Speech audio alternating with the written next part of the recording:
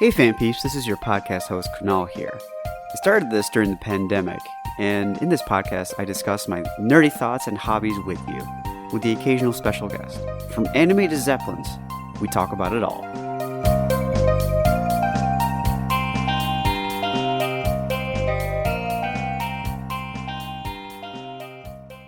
Welcome to today's episode. I'm joined by my good buddy. We're going to call him Professor X for today. We'll call you X. Okay. Is that too weird, or you want to stick with it? No, it's fine. Professor X. I want you to drive around the galaxy. I mean, if you stare into my eyes going Professor X, I'll be a little bit concerned, but I will be very concerned if I start doing that. For you, if you start driving around the galaxy chair, I'm like, yeah, that's Professor X. He does that stuff. Would it be easier, since you already do this, you could just call me Riker? If you're going to do that, you better come inside and then swing your leg over the chair. Right now. All right. Riker's here. Oh, goodness. Oh, sorry. I bumped the desk. Okay, that's totally going in the credits. That's the wackiest intro I've ever done. I'm brought together by my friend Riker. It goes by Professor X, Riker, or whatever we want to go back and forth to this episode for. But he is a big fan of board games. And we've been friends for, I think, how long now? I know. 2016, 2017? Yeah. Something like that. That sounds about right. Definitely before the pandemic. Yeah. No. It can't be 2017. My partner and I just celebrated our 5-year anniversary. So that's 2019. Yeah. It feels like it's been longer. I know, it does. In a good way. Yeah. Yeah, I'm like, okay. All right, well, cool. Yeah, you started dating one of my friends and from college. Aside from having a lot of stuff in common, you're a big Star Trek fan, and you also are just a big old nerd. And specifically, you Guilty. love. Yeah, it's okay. There's no core room. There's no bailiff here. So don't worry about it. But I know that feeling.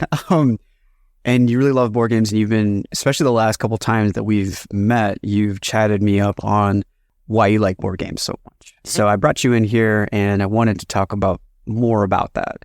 So before we begin, let's give a little background on yourself, however much you want to say, or if you don't want to say anything. So I don't have a lot of interest in sports, just never really have. Give me your hand right now. Give me your hand. I love you so much right now. We exist. We're out there. We do things that don't involve a ball. So I'm just so happy right now. There are dozens of us. Scores. Anyhow, continue. I'm sorry. No, you're good. So I was never really into sports. I tried a lot because my dad was, but just really never clicked with me. And then I got into video games, which he could not connect with at all. So that's, yeah, I mean, my dad played for a little bit, and then, yeah, he did. He actually was I don't think I talked about this, but he was actually really, really good at the original Bomberman. Really? And it's a hard game. Okay. And then he dropped off, which is fine. But then it's funny to just see him now. I was like, is this Bomberman? I was like, can we play Bomberman? Now it's hilarious because is it everything is Bomberman? With this, no. Okay. with and you know that because literally everything my dad sees as a cartoon, he calls it, is this a Goku? Yeah. And your partner made this great, we're getting way off track, but we'll bring it back. All right. No, it's okay. This is a funny joke. Your partner made this great gif of that guy with the butterfly going, is this a Goku? And so I remember that one. That's what my dad says to every time I'm watching something animated. He's like, is this Goku again? Why are you posting about Goku all the time? You're not Asian. And I'm like, okay, Dad, are we just choosing continents now? But he used to be really good at Bomberman, and he loves watching me play Assassin's Creed, which is hilarious. Yeah. He's like, can you play Parachute? I'm like, do you know the actual title of the game? Creek. Assassin's Creek. Yeah, you go swimming in the game technically, so sure, why not? Anyhow, drive it back to you. You played video games as a kid. Yeah, so after I realized I hated sports and wasn't good at them, I got into video games, and I was never really good at them. The most fun I ever had playing video games was LAN parties in a friend's basement playing Halo. Hell yeah. That was always a really good time. Still a good time, honestly. Or, yeah, it is. Or Smash Brothers playing with other people. But when it got to the point where games were online playing against, dozens of other people, and a lot of them had a lot more time than I did to devote to getting good at the game, I lost interest. Especially when you age up as a video game player, you realize like, oh, okay, like I have adults things to do and I still love this, but like I just cannot put in the time. Their reflexes are ridiculous. Like it's crazy, but continue. So yeah, I was in that sort of space of like, I like video games, but I just really haven't gotten into any video games for the last couple of years. I would like pick up Skyrim or Fallout New Vegas every once in a while and play a little bit of that. It was basically just solo games. I wasn't playing with other people. And then a little over a year ago, I saw this funny YouTube clip from a channel called No Rolls Barred, where they were playing Candyland. They were playing Candyland, but I don't know if you remember Candyland at all or how it plays. I do. I remember it being very, very colorful. Yeah. I didn't remember this until I watched them play it, but it turns out you don't actually play Candyland. You just you shuffle the deck of cards, and then when it's your turn, you flip over the top card, and that's the space you move to. You don't make any decision. You don't do anything. You just move where the cards tell you to move. That might be why I stopped playing. Yeah, because you're not actually doing anything. So there's this clip of some folks from No Rolls Barred playing Candyland, but before they flip the card over, they have to guess what the color is going to be. If they get it right, they move to that space. If they get it wrong, they take a shot. Oh my God. Yeah. It gets pretty unhinged, as you can imagine. It's like there's like 7 colors, and yeah, I think there's like a lollipop space and a gumdrop space and stuff like that. So okay, it's hard to get. Yeah, I mean, like that's like you play any drinking game for like Lord of the Rings or something, and I've only done it once, but like the rules are like whenever they show the entire cast, whenever they do a panoramic shot, whenever it's like a battle sequence starts, like you're just gonna get drunk by the end of like an hour at the end of it. So I can only imagine what it's like for Candyland. So yeah, you're playing Candyland, and what other games did you watch them play? So one I really liked, which I brought here today, is called Skull. So that one is basically a folk game that was invented by biker gangs when they would go to pubs, or when they would go to, I'd say bars. Pubs, 'cause, yeah, when they would go to bars, they would take 4 coasters. Each person would get 4 coasters, and they'd put a little X on one of them. And then they'd put one coaster on the table, and then people could go around and put more coasters down if they wanted to. And then someone would make a bet saying, I think I can flip over 3 coasters without finding an X. And so if you do that, you win the round. You win 2 rounds, you win the game. But if you flip over an X, you lose the round, and you lose one of your coasters. Oh, okay. You lose all your coasters, you're out of the game. No. Yeah. That's actually pretty cool. You don't get to hear about bikers doing much more than that than crime. So yeah, it's cool. And it looks like it's a Dia de los Muertos. Yeah, it's really pretty, the version that they came up with. Each of the skulls has a different like style. Like there's a Viking skull and there's a samurai skull. All of the flowers are different too. Here, I'll show you some of them. Yeah, we'll put a link to this in the notes too. It's like this is very Viking. Okay. Mm-hmm. Gotcha. Sweet. This looks like a Maori. Yeah. There's like a voodoo style. There he is. Gotcha. All right, cool. So one thing I want to, people tend to misunderstand what it means to be like, because like there are games that were really popular back in like the 70s and 80s, or even just like from our parents' generation. And then like things that are probably as old as time. So like, well, maybe not as old as time, but definitely very, very old, like chess or checkers or what we call Chinese checkers. Mm-hmm. You're differentiating, like, how would you define a board game? So anything that has a board and pieces is considered a board game. We sort of blend in things that have just cards, if they're not like a deck of cards, but they are specific kinds of cards. That still kind of falls into the board game space. Okay, cool. But, Monopoly counts as a board game. Game of Life counts as a board game. Candyland counts as a board game, but those are what are called mass market games. So they sell them in Target and Walmart, and like most people have heard of them, most people have played them. I'm what you would call a hobbyist gamer. Yeah, you seem very reluctant to call them board games in the first place. No, I'm not reluctant. They are board games. Okay. They're just not good board games. They're just not what I would tell people to play, because that's when you get people going, well, this is for children and it's not very good. Okay. It's like, yeah, if you play those games, that is what you're going to think. But if you play a hobby board game like Skull or like, Cockroach Poker or any of the other ones I brought, it's a lot more fun, and it's a lot more, it can be accessible to kids, but also to adults. Just like the game, is it Blask that we played, or Flask that we just played? Oh, Klask. Klask. Yeah. The Denmark game. Mm-hmm. Like, that was a game that was very simple, very straightforward, but you could be 7 or 70 and enjoy that game. Absolutely. I feel that was really cool. Like, just to get me in the mode, initially I said no, but I was like, you know what? Let me get in the mode of what we're doing. And then your face lit up and I was like, okay, fantastic. Wicked play. I totally crushed you, but that was beginner's luck. That was totally beginner's luck, though. And the table was also kind of slanted. Yeah, it's fine. I'll totally give you that, because it's a fold-out table. It's just there to get the job done. It's not a coffee table or a nice table. But Klask is kind of like air hockey, but if you just had wood and magnets. And it's honestly, the simpler the better. Mm-hmm. Sometimes for these games, I think that's what makes it so good and so endearing. This might be too early to make this point, but I feel like a lot of like the big theme of what I do in this podcast and when I bring people over is like, we like a lot of things that bring us joy and happiness.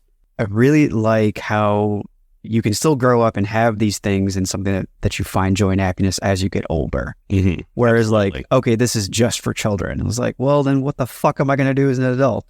So anyhow, other questions that I want to ask you real quick is that do Cards Against Humanity and does Settlers of Catan fall into that answer of being a board game? Okay, so that's kind of interesting. So they are board games, yes. Okay, cool. The question is, I think you're getting at is, are they mass market or are they hobby games? Probably. That's my question, yeah. So Cards Against Humanity is mass market. It's so popular. Everybody knows it. Everybody's played it at this point. Most, yeah. Catan is interesting because it sort of became mass market, but it was one of the first hobby games to like really, it kind of kicked off hobby games. Okay. Because before then, it was basically like early 90s or something? I thought it was the 70s, but I might be wrong. You might be right. Okay. I should know more about this. It's okay. Like one of the founding fathers of the hobby. Regardless, it started the hobby kick. So let's go from there. So it basically kicked off the new wave of board games that were not as confrontational. Before then, it was, in America, it was mostly things like Risk and Monopoly and, Battleship, things where you're trying to kill each other. Yeah. And like, that's fine. I say very, progressively. You sounded sad. Well, it's like, one thing I was like, you probably illustrated why I didn't like board games so much growing up, or why I liked them at a certain point. But then I'm like, maybe I stopped subconsciously because I was like, we're just killing each other. Like, I want to just have fun with my friends and family. So it's probably why I kind of drifted away from it. Well, there's other reasons too, and I'll get into that. But yeah, there were hardly any games that were like, hey, let's just go do an activity together instead of like, let me plot your demise. Yeah, absolutely. Like that, there's room for that. But like, if that's the only thing, it's kind of like sad. So Catan was the first one to make it over here to America, but in Germany, after World War II, board games became an integral part of family life. That's right. Yeah. It's like, especially after like, because like it was just something really inexpensive they can do. Exactly. Together, yeah. Right. And there were contests and like newspaper coverage of the people who designed the best board games. And so they really wanted to innovate and create new games. But they really, after World War II, did not want to focus on killing each other in war. That's fair. Whereas the American side were inventing things like Risk, It's like, kill the Nazis all over again. So it was... So, my goodness. Mm-hmm. So Catan came over to America and really caught on because it was, innovative for us. It was a game that did not involve killing each other. It's strategic. It is. It makes you really work on your skills of negotiating. Yeah, you're competing, but you have to work with other people in order to do well. If you just try to, cut people out, you're not going to win. Yeah. Because I think they normally set them on an island of sorts or something like that. Yep. You are Vikings settling an uninhabited island. That was key. Definitely German. My God. Okay. I really believe there is a board game for everybody. At least one, definitely more than that. But, everyone can find something that they like. But within the hobby space, there are definitely archetypes, people who totally gravitate towards one section or another.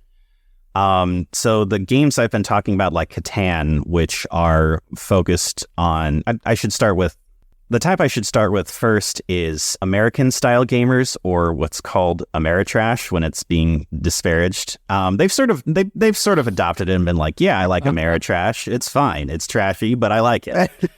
Cascadia's a classic for that reason. Yeah, exactly.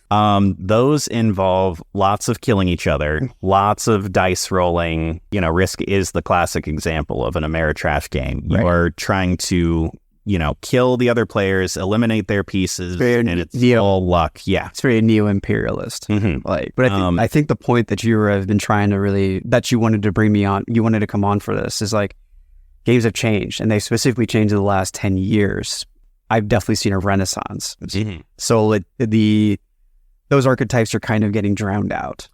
No, so never mind. Do you mind if we can pivot? The thing is, Ameritrash is not gone by any stretch. Okay. It's just better than it used to be. It's less focused on imperialist themes. It's less focused on, player elimination. So you do have really thematic, really, luck-heavy games, but you know what it is going into it, and when someone gets eliminated, that's the end of the game.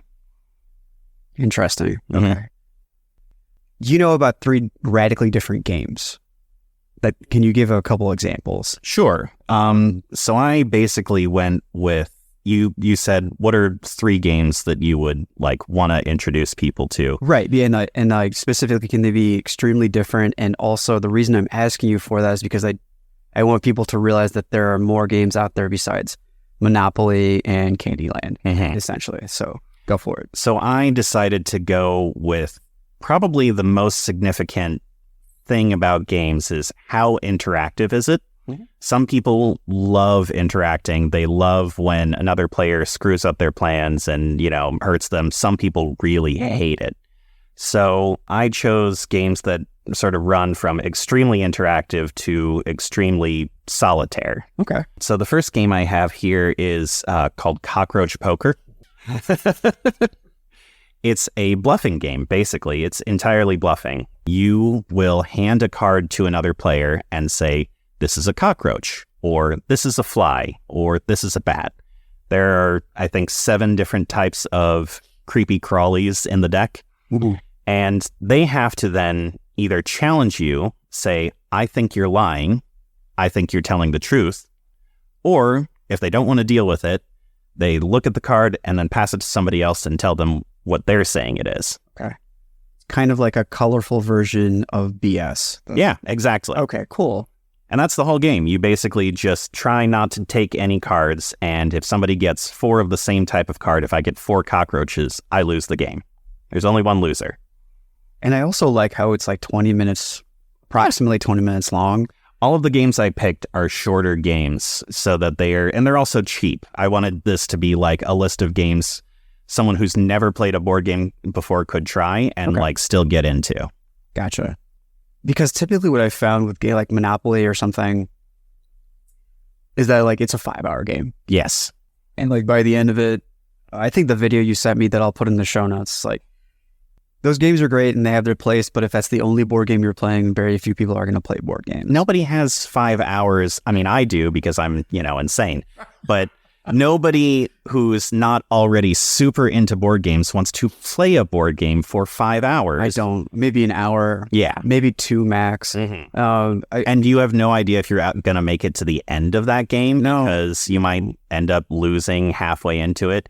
You might be like thinking that you're doing okay, but you're just losing more and more money throughout the 5 hours. As you go along. It's terrible. Yeah. You want, like, if you're first getting into board games, choose short games, because if you don't like it, then you don't have to keep playing it. You can play something else. And I'm sure someone will be more than happy to take those games off your hands after that. Yeah. Cool. So we've got Cockroach Poker. Yep. What was the next couple? So the next one is called Azul. Yeah, have you? Yeah, I see this. I've never played it. It's really fun. If you want to play it, it plays 2-player. But basically what you're doing is you're trying to build the best mosaic. It's like Portuguese mosaics. I'm not sure what time period from, but you're trying to build a really beautiful mosaic and you are competing over getting the pieces you want. So you can be building your little piece and then someone takes the exact one you need. And it's like, oh, that really messes up my plans. I'm going to lose points now. Oh, okay. But generally speaking, you're just building your own little thing and people can't really screw you up. So it's a little bit of player interaction in that someone can take what you want, but it's not going to like really be cutthroat. Okay. So like is it wrong for me to ask if there's a winner and loser for this game? There is a winner and loser, yeah. Okay, so how is that determined? You get points based on where your tiles end up. So if you end up with a really complete set of tiles, that if you end up with a full row or a full column, that's lots of points. Oh, okay, cool. But then if you have pieces that you can't place, that you have to take, you end up losing points. I'm sure people often take pictures of like the end result and probably post them somewhere. Absolutely. Yeah. It's a really pretty game. I really should have chosen another game because it doesn't sound like much when I'm describing it. But if you look at a picture of this game, sure, it's also really satisfying because the tiles are made of like an acrylic. So I'll do a little. Got some ASMR going on here. So they're really nice and satisfying and clacky when you put them down on your board. Ooh, okay, yeah. Ooh, they are pretty. Okay. So yeah, cool.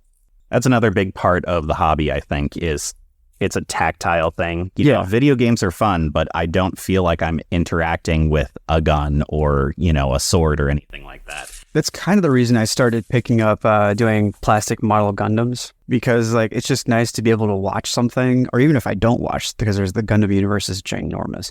There's 3 different timelines. It doesn't make any sense. Like it's whatever. Who cares? Japan is a giant working one that's functioning right now, but it's all good. But what's cool is that there's this tactile appreciation that I have for it. It's like, oh, I'm building the Zaku's, or I'm building the Barbados Gundam. And I'm like, I know that, I watched that, I've seen characters die, I've seen characters grow on that, and it gives a whole different kind of feeling to it. It's very satisfying to build something with your own hands, yeah. It really is, and especially with a board game, you're physically like there. There's nothing better than just like taking a piece and putting it down and like feeling it, I don't know. That's me personally. No, I totally get you. It's like the reason I'm pausing right now is because I kind of feel like an idiot that I didn't think about this before, but there's a really common Indian Pakistani game called Carom. Oh, yeah. I haven't played it. I've seen it. You see it? It's basically like billiards with like little small discs is what it is. And I don't know the background of it. I didn't look into it. I just thought about it now like an idiot. And it's something that is really cool. Like you can just you just need a carom board and carom pieces and you're set. Your nails will become rock hard from doing it for years, which is part of the reason I don't play as much because it just hurts me every time. And every time I flick it, I'm like, did you have a board as a kid? Yeah, we did. Nice. We did. We just got a new one because my brother's kids, my parents have been teaching my brother's kids. I would love to play with you sometime. I've been meaning to play it. It's a fun game. My parents know the rules. I'd love to play with you. I mean that. It's really fun, like goofy as you think. You just have some chai, or Sunday afternoons we'd play. It's a good time. And other kind of games that we got from the British are like gin, like our version of rummy from them. Mm-hmm. But like carom is something that's pretty enduring for that. A lot of Indian, Pakistani, South Asian families like love playing carom. Yeah, absolutely. So that's never one to play. But yeah, I'm throwing you off. What's the third? No, you're okay. What's the third game you had? The third game I have is called Cascadia. So it's based on the wildlife in the Cascades, which if you're not familiar is like the Pacific Northwest and a little bit of Canada. That was my next question. Mm-hmm. So you're basically trying to build a nice, pleasant environment out in the Cascades. You know, there's grassland, there's mountains, there's rivers, and then you also try to put wildlife into those areas to score them.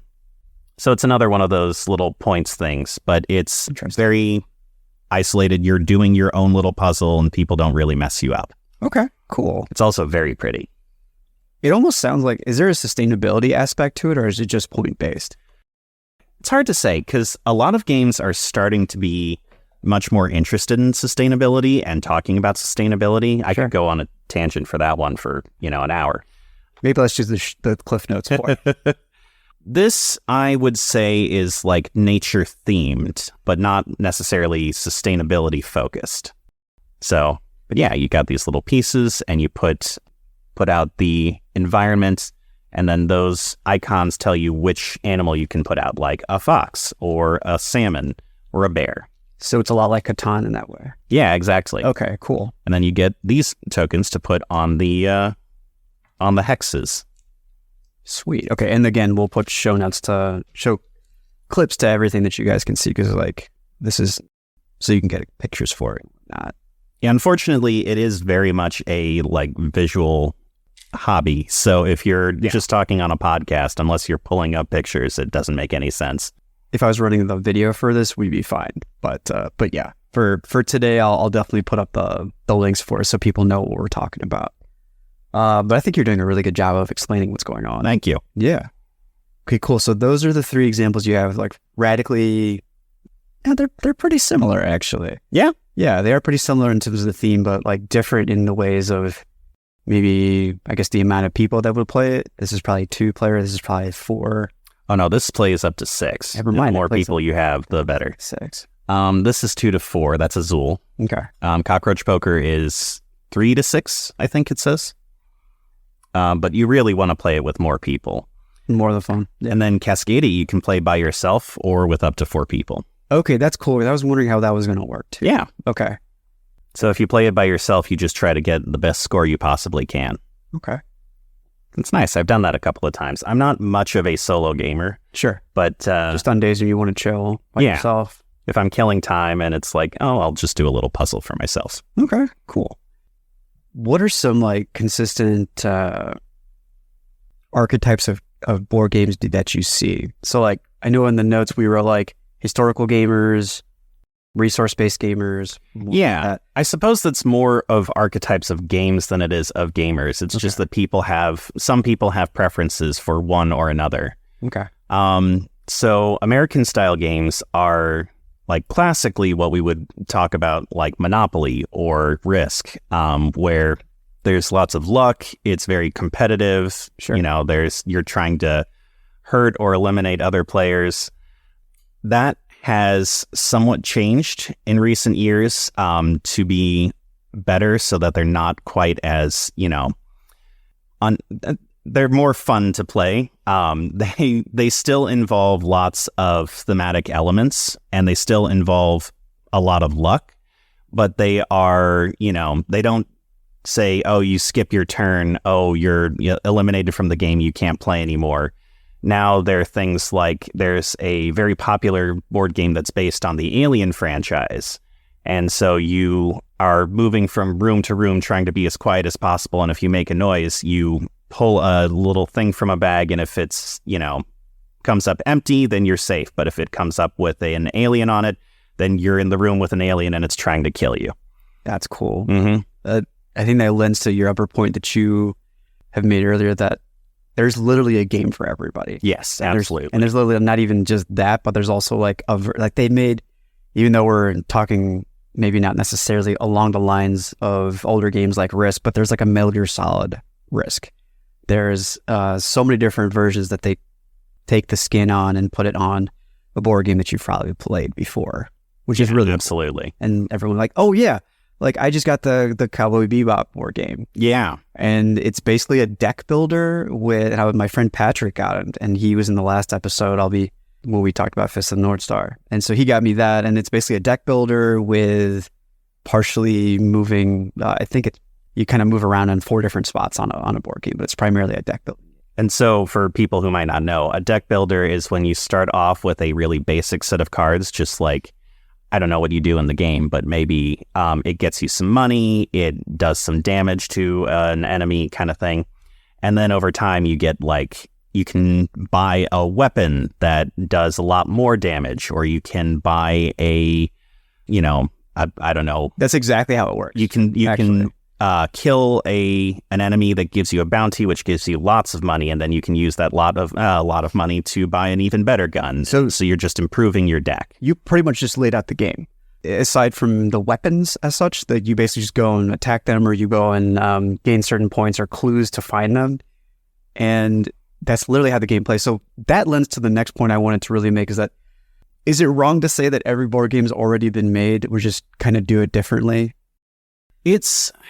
So that's a philosophical question. Let's delve into it. People have, talked about this with movies and art and music. It's like, does anything exist, or is everything a remix? Is there such a thing as an original thought?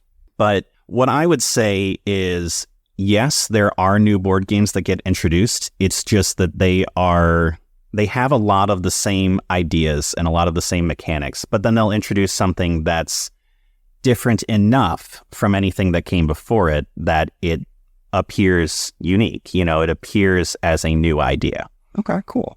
And it gives you a second shot of maybe someone who didn't consider it before. Absolutely. I'd love to do that. And speaking of that, when we were doing this episode, I was like, I was having a lot of blocks towards this, and you answered a lot of this when we did the notes, but I wanted to address them.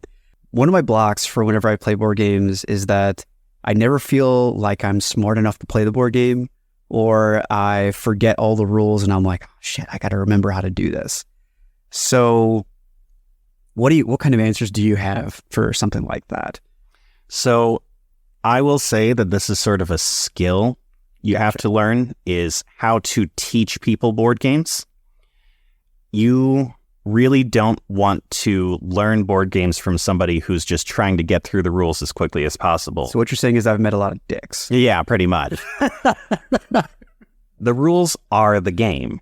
If you don't know the rules, you don't know how to play, and you're not going to have fun. Okay. So taking the time to go through the rules with you, explain anything that you don't understand, that is the mark of a good teacher, is teaching you in such a way that, hopefully you retain it the first time. But if not, helping you with whatever questions you have, and not trying to get to the game as quickly as possible. Because what's the point of playing a game if not everyone knows how? It's not fun for one of the players. And really, ideally, it should be fun for everybody. You want to play a game and have everyone, even the people who lose, come away going, I really liked that. I want to try again and see if I can do it a little better the next time. Fuck, that was beautiful. Thank you. You're welcome. I was going to ask you another question that was just also I was just bad at playing them, so I stopped playing. But you already answered that too by saying, even if you're bad at the game, everyone's going to be bad at the game the first time. That's something I should really have realized, honestly, when I was typing that. The whole point is to come back again and try again. Absolutely. As cliche as it sounds. Yeah. But yeah. Like with everything, board games are about, do you understand it? And if you don't understand it, can you learn it and practice at it and get better? So, you may not understand how to play a game the first time. And if you feel that it just does not work for you, don't keep trying to play it. Just play a different game. But if you feel like it really grabbed you and you want to understand it, then play it again. Try it out. See if you can work on a different strategy next time for how to do better. Right. And then just keep doing that over and over again if you like it. If you don't like it, if you keep losing and you get frustrated and you're like, I don't get this game at all, again, move on. There are 150,000 board games. Plenty of board games out there. Yes. That number is real, by the way. I looked that up. Is it really? There's over 150,000 board games, at least listed on BoardGameGeek, which is like our Wikipedia for board games. Gotcha. There's over 150,000 board games. You do not have to like, even if it's a game I really like and I say, oh, play Cockroach Poker, I think you might really like it. There's a really good chance you won't. That doesn't mean you hate board games. That just means you don't like that one. Totally fair. Yeah. Unlike a lot of things, if you have a good meal, you're probably going to like it, barring some ingredient that you just can't stand. If it's a good meal, you will like it. Yeah. If it's a good board game, there's still a good chance you won't like it because it just is very particular. Okay, gotcha. Plenty of fish in the sea. Yeah, it's all down to your tastes and what you like and what you don't like. And that's a big part of exploring the hobby, is figuring out what is it I like to do. This was one point I really wanted to hit. It's basically like a summation of what we had talked about in the past 10 years specifically. And we talked about this in the very beginning. I've definitely seen a renaissance for board games. Like there's a place, I forgot to mention this, Puzzles, which is a great bar. It's around town. Pieces, yes. Pieces, not Puzzles. Puzzles is a hookah bar. My bad. They both start with a P and end in S. Pieces is one, and it's a great atmosphere, tons of different games. Literally, I think some games that go back to like the 70s or something like that. Yep, absolutely. And you said, like, if you want to address this point, so like, why has there been a renaissance in the past 10 years? It's a bunch of different factors. Sure. I think a number of things have happened. For one thing, it started to open up more from like people who were, I'll just say, older white dudes. Okay. Which were, I'm familiar with them. Yeah. For a while. So board games for a while had like, period where it was just a few people playing them because they just sort of fell out of favor. It was sort of like the video game crash in the 80s. We had like a board game crash. I mean, yeah, and they'd credit E.T. with that quite a bit. Yeah. Yeah. The E.T. video game, not the movie. So no, yeah, I knew what you meant. Yeah. So board games had a crash and there were just like some white dudes who were playing it. And now things are starting to open back up again as more designs come out and more interesting, better mechanics, that feel less bad to play. And so it's been including more BIPOC. Is that okay? Is that VIP? Sorry, Black Indigenous People of Color. Oh, I was like VIPP. No, I'm sorry, B. I was like, who are these people? Can I meet them? I was like, very important people of color. Fantastic. No. I mean, yeah, they're very important. No, it's been including more Black Indigenous people of color, more women, more gay people, and just more humans in general. Yeah, opening up to more people and letting them into the space. And so there's been new ideas on what themes should be and what kinds of mechanics should be introduced. The more people play games, the more people go, ooh, I have an idea for how this could be better. So that's been helping to open things up, is just more exposure to board gaming. Another thing is people used to not care about art at all. They were just like, we're going to make this game as beige as possible, and it's just numbers on a board, and like this is just a map of the world, and your little troops are just little, army men, or they're not even army men, they're just little cubes. It has been astounding to see like the explosion of Kickstarter and Patreon of just like talent. Yes. From just like on the grassroots level for people who do that. Because like there are some fantastic, it's like whenever I hear people say like, oh, there's no more talent in the world, I'm like, I feel like the talent's just doesn't have a microphone in front of them. No, absolutely. Yeah, I feel like there's plenty of people who are very talented. We know a bunch of talented people who do absolutely creative things. If you're into a niche hobby or a niche, area of art, plenty of people who are talented. They're just not, they're not famous nationwide or worldwide. That's really it. Yeah. Well, so we were talking about art in board games. Yes. Art has become a lot more important, and it's important to me, I think. I definitely have games that are not pretty to look at, but some of my favorites are, I think, just gorgeous art. They have artists with particular style, and they'll do sort of cartoony flair. I mean, Cockroach Poker is an example of an ugly game, but it's not even really ugly. It's just very cartoony. It's just kind of the design of the art. Like, it looks like, again, I'll put clips of this on the links on the show notes, but like it's just really goofy art. Yeah, absolutely. That's what makes it kind of awesome. But Cascadia, Azul, Skull, they're all very pretty, and I like looking at them. You know, it's part of the hobby, and part of the appreciation of it is the aesthetic. Definitely. I mean, hell, every time I don't know how many conventions you've been to, but 80% of it is just going to Artist Alley and buying all of the art that people make. Yeah, absolutely. And just being like, I'm glad I budgeted this, otherwise I would destroy my bank account. Also, speaking of current days, there's this place called the Gamers Ranch, which I was happy to hear that you had heard about too.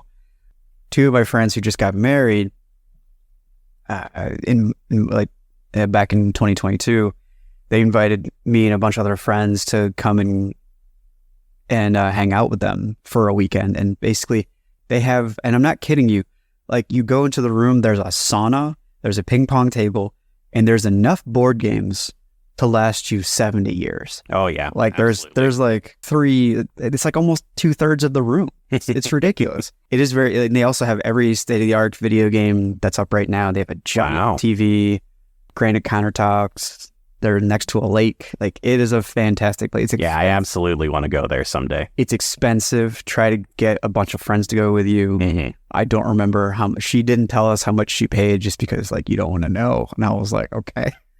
I paid I forgot how much I paid them for my share, but it's got this space for like 15 people or something, doesn't it? At least we were about 7, and we were comfortable as hell. Mm-hmm. It's ridiculous. Really, really good place to check. Only an hour away from where we are, and it's definitely worth going. Yeah, you had a list here that you wanted to mention, the top 10 board games. Oh, I didn't have to mention it, but if these are my top 10, they're definitely not the top 10 of all time. But these are my favorite board games that I own and love to play. So I do not recommend that you buy these if you are interested in board games. I mean, some of them maybe, like Skull is on this list. I would definitely recommend you buy Skull. Some of these are definitely not introductory games. Oh, some of these are... The first one on the list is a 4-hour game, at least. Okay. So, yeah, they're not games that you should just go, oh, I'll immediately go out and buy it. Well, then, also, how about this real quick? So we'll put your 10 games on the show notes, if you don't mind. And then could you tell us maybe top 5 that you could say will be good introductory games for people? Oh, I didn't prepare for this question. Top of the dome, we can edit out the weird, awkward pauses. You're totally fine. You're my buddy. You're my friend. You've been killing it for the past 48 minutes. You're fine. All right. Well, Cockroach Poker / Skull they're pretty similar games in that they're really bluffing games. You like have good choice for that one, so it's okay. Okay. Cockroach and / Skull. Yeah, Azul is a modern classic. Cascadia is really good, and these are all really cheap games. So comparatively, I mean, they're 30 to... Cockroach Poker and Skull are like $10 to $20. That's not bad. But the others are like $30 to $40. So it can... an expensive game can be like 60, or if you end up doing like Kickstarter things, it can get up into the hundreds. Yeah, it can be. But... I really wasn't prepared for this one. I'm sorry. You're good. Just give me one more. Camel-Up is one that I thought about bringing. Okay. Camel-Up is a lot of fun. It's a gambling game where you're racing camels through the desert, but you don't care which camel wins. You're not like, this is my camel. Sure. Instead, you're betting on the camel that's going to win. So you might place a bet on the blue camel, and then you're like, oh my God, the blue camel is in last place. I'm going to lose everything. I need to place a bet on the red camel because the red camel's in the lead. Hell yes. So you can play this game without bankrupting your children's future. Yeah, exactly. You don't have to gamble real money on it if you don't want to. You can, I guess. Well, you can, but then, might not live too well after that. Cool, man. Well, are there any like closing thoughts you have for this, or anything that you wanted to say that we didn't get to? Because it's a lot of information, but I also feel like it was straightforward. Okay, good. I'm glad. Maybe not a lot of, maybe that's the wrong word. I think it was good to know that there's a game for, as cliche as it sounds, there's a game for everybody. That was the main takeaway I wanted to have from this podcast is like, just go to a local game store, try something out. You know, it does not have to be expensive. BoardGameGeek is a good resource. It is not the be-all, end-all. Don't go to like the top 10 games and be like, I'm buying one of those, because they're all, you know, voted on by people who play lots of games. But it's a good resource for you to be like, is this a good game? Do people generally like this? If it's like a 7 or above on a 10-point scale, you're doing pretty good. Okay. So go to your local game store, look at the games, find one that really kind of speaks to you, see if it's got good ratings, or even if it doesn't have good ratings, but you're like, you know, I think I'm really going to love this. You might be one of the people who rates it a 10. You know what's also really good too is that if you're worried about spending money or you want to see what the game is like, YouTube has practically every game played on there. And in fact, like a lot of voice actors, nerdy celebrities have played said games on YouTube there. Yes. Yeah. No Rules Barred is the channel I mentioned earlier. That's a great resource for some of the games I've mentioned and some bunch more. Sure. Will Wheaton had a podcast for a while. What was that one called? I think I saw that. It was he had the D&D die as a symbol for it. It's Will Wheaton. You just look. Yeah. Will Wheaton board game. Right. That'll find. He's hard to miss. Yeah. So I must say the man is aging gracefully. Good old Wesley. Yeah, I think that's a beautiful way to end it. There's go play some board games. Go, like, there are other ways to bond with your friends than just playing video games and stuff like that. That's the thing I forgot to talk about. What's up? It is one of the reasons I got into board games over video games is because of the getting into a room with your friends and playing games. That was the thing I really missed about like LAN parties. These days, video games are so isolated. They're solitary. They're so weirdly solitary with all the technology we have. You're playing with other people, but in your home. You're talking over Discord. You're not in the same room together. I missed, having a bunch of snacks and trash talking each other and, sitting around a table and just chatting. You know, now that you mention it, I remember a birthday party of mine where one of my friends brought over Halo 2 or 3. I don't remember which one. And we just had pizza. We're in the basement goofing around playing split screen Halo, and it was the best. Yes. I miss that. Yeah. I miss that quite a bit too. That's one of the things board games bring back for me is that feeling of hanging out with friends, talking around a table, trash talking maybe. Hell yeah. Eating pizza and just playing together. And you can just pick it up. That's the great part about it. You don't have to necessarily prepare. You can Absolutely. Pick it up and play and be like, yeah, that was a great time. That was a crazy evening. You can play drunk. You can play high. You can also play like a normal human being. Yes. And that's the best part about it, I feel. Bringing people together. I think that's what we should call it. All right. Cool. Yeah. Thanks for having me. Professor Lex Riker. I hope your leg's okay after that swing. No, it's good. It's good. I was like, that was well done. So that's totally going into credits. Thanks for coming on. No problem. Hey fan peeps, thanks for listening, and I'd love any feedback you have for me. Please follow the Facebook page, They Need a Hobby, and follow us everywhere, social media wise, under the handle @TNAHpod. That goes for Twitter and Instagram, and one of these days, I'll be super popular.